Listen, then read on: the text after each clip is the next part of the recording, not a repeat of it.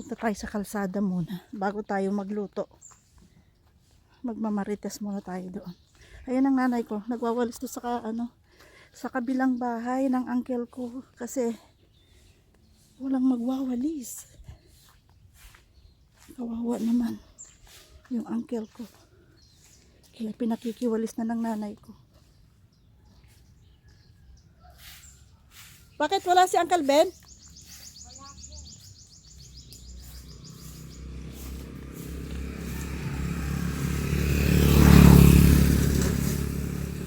Yan ang bahay ng uncle ko. Nag-iisa kasi yung yung nakatira dyan. Nasa bukid siguro. Kaya walang mag-asikaso. Kaya nanay ko na yung magwawalis. Nagwawalis. Ayan. Ayan ang kalsada dyan. At ito, naglalakihan ng mga bahay nila. Parang subdivision na rin sa lalaki ng bahay.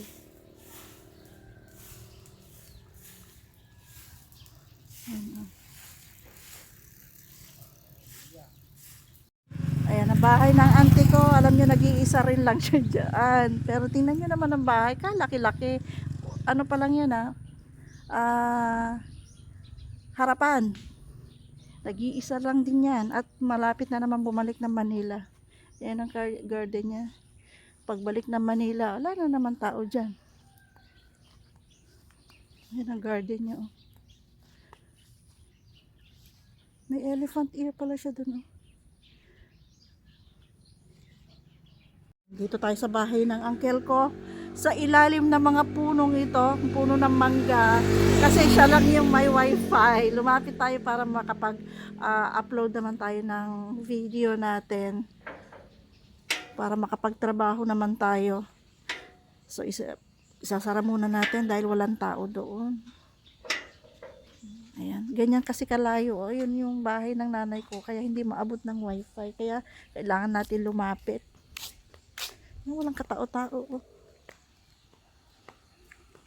A few moments later. Good afternoon! Kakatapos lang natin maligo dahil pagkatapos natin magwalis kanina ng napakalalawak na kapaligiran.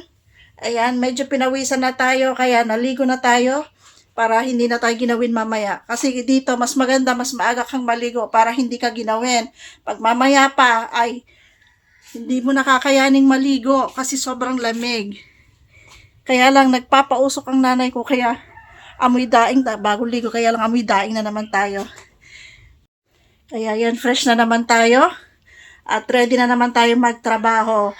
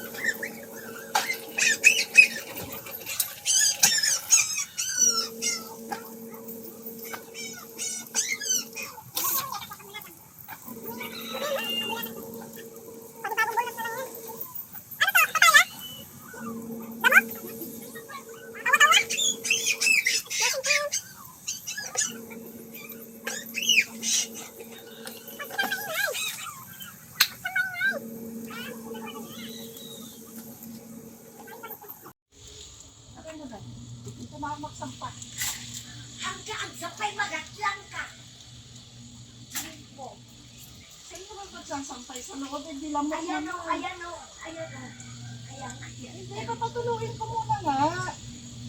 Eh, yung habang nandyan ay, Dito sa side na to, oh. at yung kulit mo. Nanihinayan ako sa araw eh.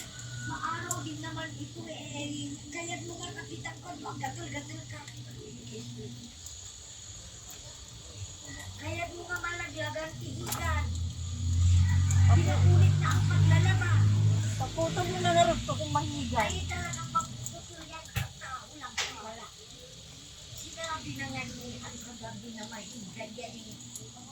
Akala mo niloloko ka. Eh, Nanihinayan nga kasi ako sa araw. Kung wala akong malasakit, diyan ka kuna ka. Naman din yan. Araw na rin. Naigayan mo. Oh. Hindi na. Ano hindi? Matagal ba po yan? Matagal, magtatagal sa sampayan yan. Ako na magbababa. Hindi. Matagal mag, ano yan? Matagal mag-long training. Naagap niya na lang ang ugat niya.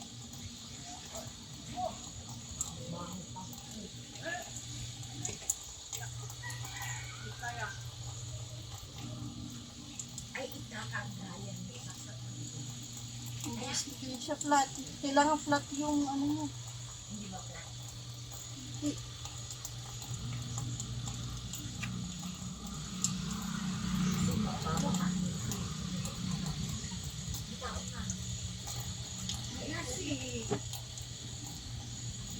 Alin ang maiksi? Ito? Ano?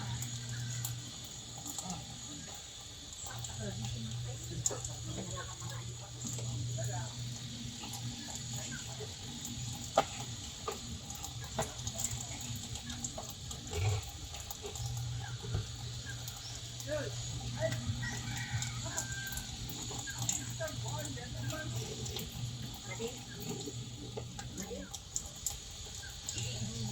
Wala pa dyan.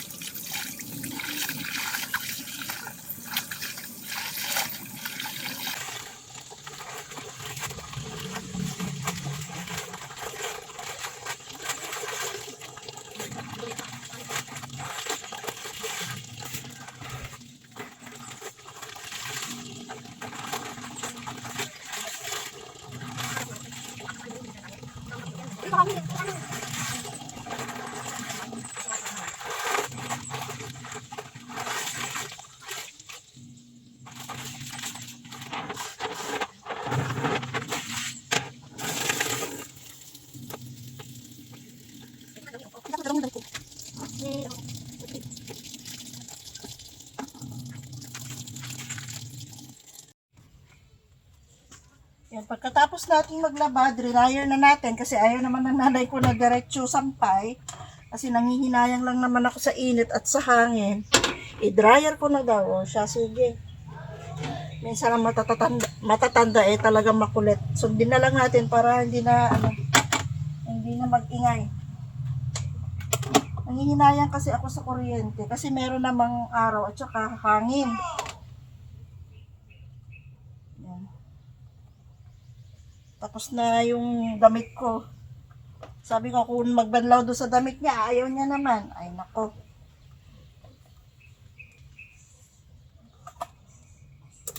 Yes, magsasampay na lang tayo.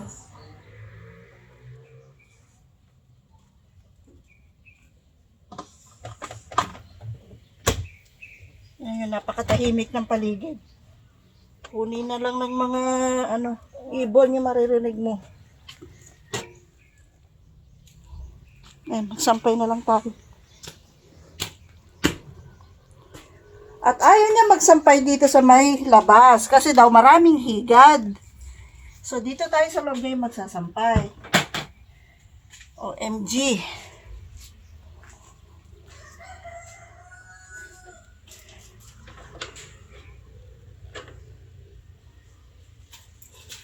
Huwag kang maingay ha, huwag kang maingay. Pwede tayo ngayon dito. Ay, ambot. Ang mahirap lang talaga dito is signal. Hindi ako makatext sa sa pamilya ko.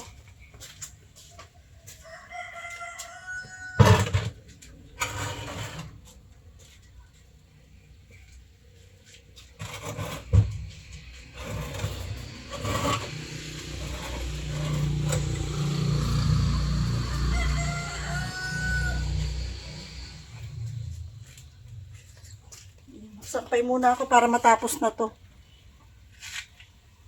Ang daming labahin ng nanay ko. Ayaw niya naman pagalaw sa akin.